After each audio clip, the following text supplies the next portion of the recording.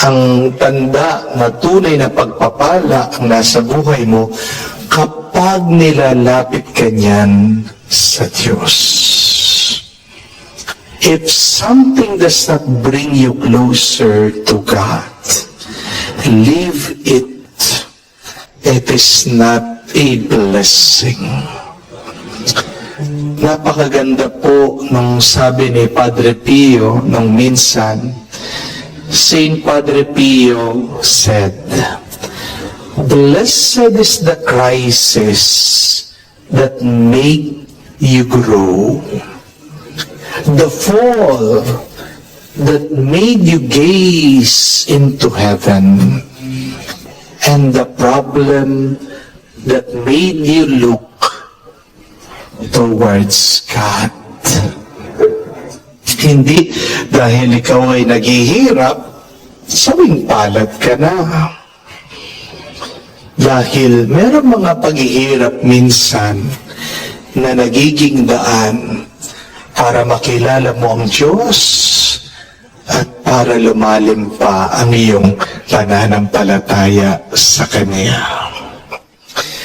Kaya nga, pwede nating masabi, ang sakit natin minsan ay pagpapala. Kung yan naman ang tumutulong sa iyo para umasa ka sa Diyos.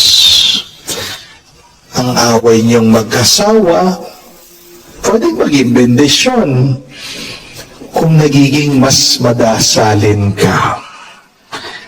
Yang utang mo, blessing pa rin yan. Dahil dyan, gusto mong maalis ang iyong pag-aalala, lumalakas ang iyong pananampalataya.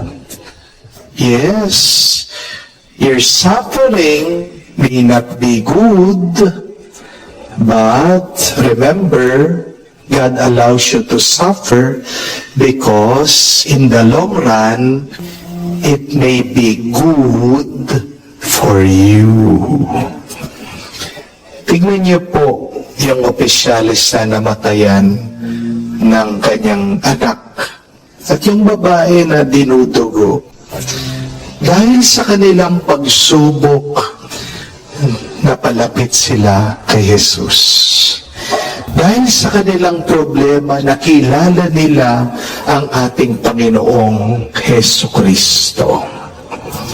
Ang pagpapala, kapatid, hindi lang po material na bagay. Ito po ay isang malalim na ugnayan kay Kristo. Tandaan niyo po yun. Don't make the mistake of limiting your blessings only to material things. Because the real blessing comes from a close and deep relationship with Jesus. If you are close to Jesus, our Lord, you will experience peace, renewed strength, and the patience to love.